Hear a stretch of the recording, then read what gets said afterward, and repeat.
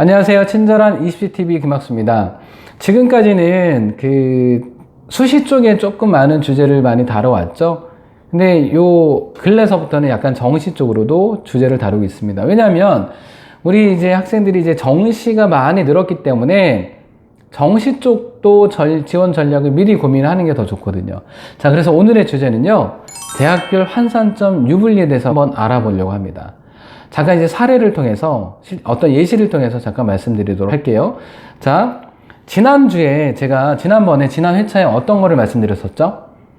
네, 교차 지원 했을 때 유불리, 요 부분을 잠깐 말씀드렸었거든요. 그러면서 말씀드렸던 게 대학별 문과, 이과 반영 비율이 좀 다르다. 기억하시죠? 그래서 대학별로 문과도 그렇고 이과도 그렇고 이렇게 대학별로 어떤 환산식을 다 만들어 놨거든요. 오늘은 연대, 고대 두 개만 놓고 이제 비교를 해드릴 거예요. 잠깐 보시면, 일단 이 비용에 대해서 잠깐 말씀드리면, 대학별 환산 점수는 뭐냐면요, 수험생의 성적을 대학별 점수 반영 방법에 맞춰 변환한 점수. 그래서 일단 상위 5개의 대학만, 이과만 잠깐 보여드릴게요. 자, 지금 보시면 서울대 같은 경우는 환산점을 국어 표준점수 더하기 수학 표준점수에 곱하기 1.2, 그리고 과탐 두 과목 표준점수 합에 곱하기 0.8. 왜 갑자기 수학에 1.1을 곱하고 과탐에 0.8을 곱하죠? 눈치채신 학생들 있으면 바로 답이 나왔을 것 같습니다. 네, 제가 지난번에 이제 강의를 했을 때 대학별로 정시에서 탐구 영역별 반영 비율이 다르다라고 말씀드렸죠. 그랬을 때 서울대는 문과, 이과가 반영 비율이 똑같다고 말씀드렸거든요. 국어를 1로 놨을 때 수학이 1.2배, 과탐, 사탐 모두 0.8배. 기억하시죠? 그 반영 비율 때문에 이렇게 환산점이 계산이 되는 거예요. 여기에다가 영어는 이제 1등급일 때 만점을 주고 2등급, 3등급, 4등급 쭉 해가면서 감점을 주게 되거든요. 그리고 한국사도 감점을 주게 되고, 이렇게 해서 연대, 고대, 서강대, 성균관대 대학별 환산 점수가 다 다르게 이제 만들어지게 되는 거예요. 그죠? 근데 이거 다 계산할 필요 없습니다. 나중에 수능 성적이 나오게 되면 그냥 사설 기관 사이트에다가 본인의 수능 성적만 입력을 하게 되면 대학별로 다 알아서 자동적으로 환산이 돼요. 그러니까 일일이 다 이거 계산할 필요 없습니다. 자, 그러면 실제 한번 예시를 한번 들어볼게요. 자, 연대, 고대. 자, 누구의 성적이 더 유리할까? 자, 일단 연대, 고대 두 개의 환산 점수만 딱 놓고 비교를 한번 해보겠습니다. 학생 A가 있고요, 학생 B가 있어요. 원점수 합으로 보니까 학생 A는 271점, 그리고 학생 B는 273점. 단순하게 원점수 합으로 봤을 땐 B 학생이 더 유리하네요.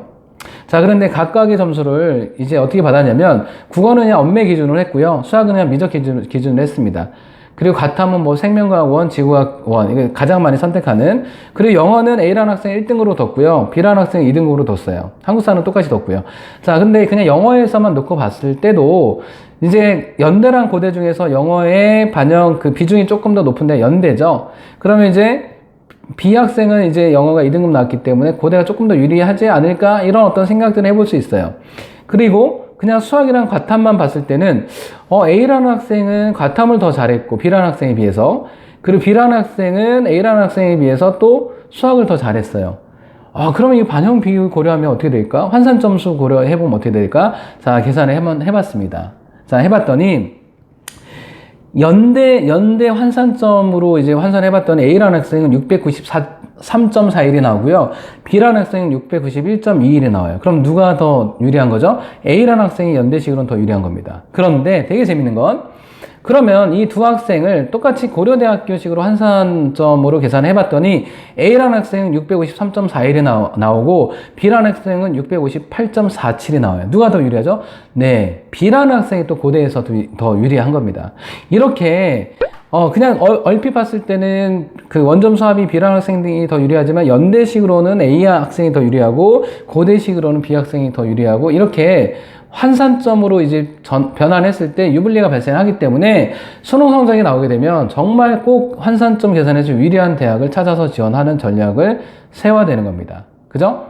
그런데 꼭 뭐 환산점이 더 고대가 더 유리하다고 해서 고대만 쓸 건 아니지만, 왜냐하면 또 역발상으로 연대를 그냥 상향 지원해서 또 펑크를 노려서 지원을 해볼 수도 있긴 하겠죠. 여튼간에 환산점이 이렇게 유불리가 존재한다라는 거 꼭 기억하시고 나중에 정시에서 꼭 지원 전략을 잘 세우셨으면 좋겠습니다.